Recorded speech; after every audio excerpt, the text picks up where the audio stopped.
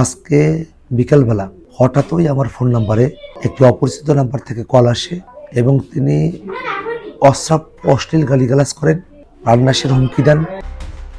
রংপুর ৪ আসনে ১১ দলীয় জোটের প্রার্থী ও এনসিপি সদস্য সচিব আক্তার হোসেন হত্যার হুমকির অভিযোগ করেছেন। এই ঘটনায় ৭ ফেব্রুয়ারি তিনি রংপুর পীরগাছা থানায় একটি জিডি করেন।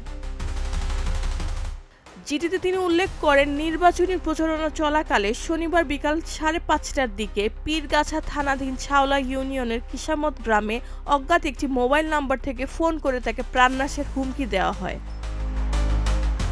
আক্তার হোসেন বলেন, ওই অপরিচিত ব্যক্তির মাধ্যমে যে কোনো সময় বড় ধরনের ক্ষয়ক্ষতির আশঙ্কা রয়েছে।